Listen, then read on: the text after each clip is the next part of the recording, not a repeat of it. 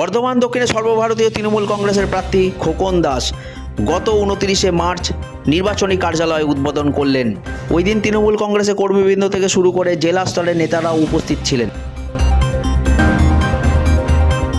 আমাদের সম্মানীয় বিভিন্ন ওয়ার্ডের আমাদের কাউন্সিলররা, আমাদের বুথের সব সভাপতি, ওয়ার্ড সভাপতি এবং আমাদের এখানে শহরের মহিলা, আমাদের সভানেত্রী আলপনা হালদার রয়েছেন, আমাদের জেলার সভানেত্রী আমাদের লীলা মুন্সি রয়েছেন, তাছাড়া অরুণদা থেকে শুরু করে নারুবহর থেকে শুরু করে আমার এজেন্ট নেহাদা থেকে শুরু করে সরস্বতী বন্ধুদা সহ আরও বাদশাহ রয়েছেন, অনেক কাউন্সিলর ওখানে রয়েছেন। সদ্য আমার সমস্ত নেতৃত্বরা যারা আমার দাদারা এবং ভাইয়েরা, সবাইকে আমি আমার শুভেচ্ছা জানিয়ে কয়েকটা কথা বলছি। আপনারা জানেন রাজ্যের মাননীয় মুখ্যমন্ত্রী এবং আমাদের নেতা অভিষেক বন্দ্যোপাধ্যায় তিনি পুনরায় বর্ধমান দক্ষিণে আমাকে আমাদের দলের প্রার্থী হিসাবে ঘোষণা করেছেন এবং আমি প্রথমেই কৃতজ্ঞতা জানাই আমার রাজ্যের মাননীয় মুখ্যমন্ত্রীকে এবং আমাদের নেতা অভিষেক বন্দ্যোপাধ্যায়কে।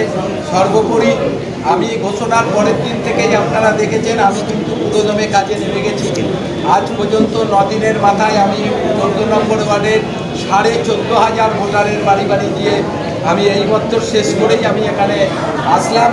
আমি সবাইকে বলবো যে আমাদের মধ্যে নিজেদের মধ্যে অনেক ভুল বোঝাবুঝি অনেক কিছু আছে, কিন্তু যেহেতু আমি দলীয় প্রার্থী আপনারা সবাই একসঙ্গে নেমে যাতে আমরা এই সিট আবার রাজ্যের মাননীয় মুখ্যমন্ত্রীর হাতে তুলে দিতে পারি, কারণ আমরা চতুর্থবারের জন্য বাংলায় ক্ষমতায় আসবো এ ব্যাপারে আমাদের কোনো সন্দেহ নাই।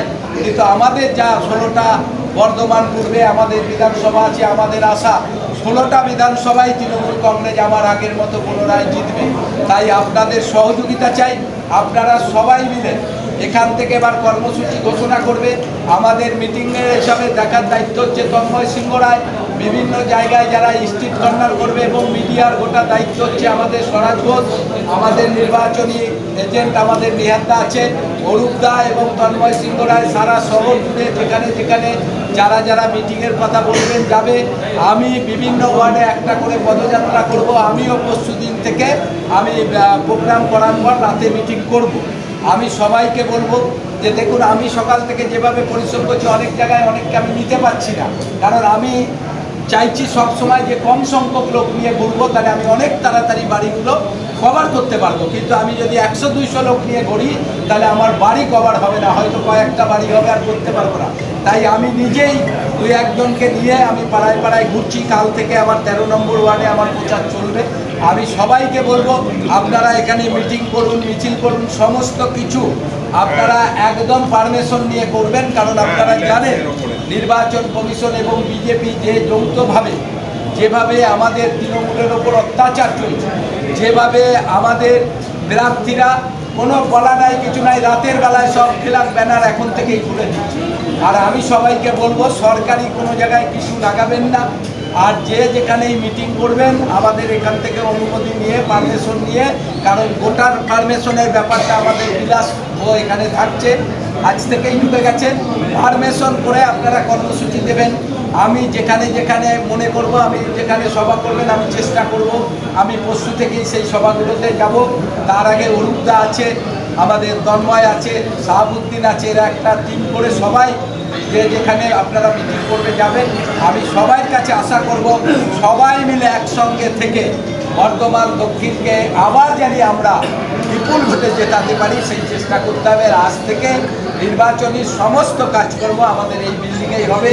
যে যখন আসবেন সবসময় আমাদের লোক থাকবে এইখান থেকেই। আমরা আর 1 মাসের মতো বাকি আছে নির্বাচন, এই 1 মাস সমস্ত কর্মসূচি সমস্ত কিছু আমরা এখান থেকে পরিচালনা করব। 2-1 দিন পর আমি সবাইকে পোস্টার দেবো, যেহেতু বৃষ্টি হবে বলে আমি পোস্টারটা দাঁড় করিয়ে রেখেছি। ফ্ল্যাগ সব যেগুলো আমাদের পার্টি পাঠিয়েছে সব আমি 35টা ওয়ার্ডের আমার কাউন্সিলর সভাপতি যারা রয়েছে তাদের মাধ্যমে আমি সবাইকে সব দিয়ে দেবো। আপনারা সবাই মিলে সুন্দরভাবে আগের বছর যেভাবে আমাকে আপনারা সবাই জিতিয়েছেন আমি আশা রাখবো সেইভাবে সবাই আবার দ্বিতীয়বারের জন্য আমাকে নির্বাচিত করে আমার মাননীয় মুখ্যমন্ত্রীর বিধানসভার একজন সদস্য হিসাবে আপনারা আমাকে নির্বাচিত করবেন। আপনাদের সবার কাছে আমার কৃতজ্ঞতা থাকবে।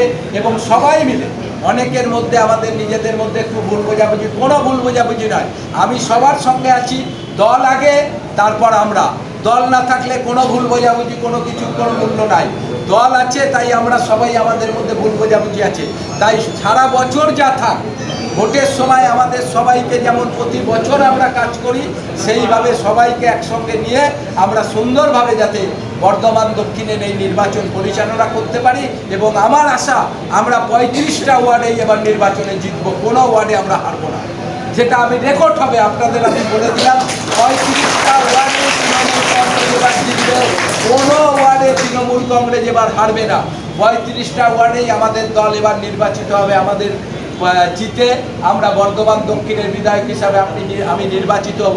তাই সবাইকে বলবো, আপনারা এই কটা দিন আমাকে সর্বোচ্চভাবে সহযোগিতা করুন, আমার দলকে সহযোগিতা করুন। যে দলের জন্য আমাদের এই লড়াই, যে দল আমরা এত কষ্টের মধ্যে 2011-এ আমরা ক্ষমতায় এনেছি, সেই দলকে এই যে চতুর্থবারের নির্বাচনে যেভাবে বিজেপি আমাদের আক্রমণ করছে, যেভাবে 1 কোটির ওপরে মানুষের ভোটার লিস্ট থেকে তার গণতান্ত্রিক অধিকার কেড়ে নিচ্ছে, যেভাবে বাংলা যুদ্ধ আমাদের চাপ সৃষ্টি করে বিভিন্নভাবে প্রশাসনিক দপ্তরে যখন তখন যাকে মনে করছে সরিয়ে দিয়ে যে একটা বাজে পরিস্থিতি গোটা বাংলায় তৈরি করতে চাইছে, সমস্ত কিছু আপনাদের মাথায় আছে, আপনারা সব কিছুই দেখতে পাচ্ছেন।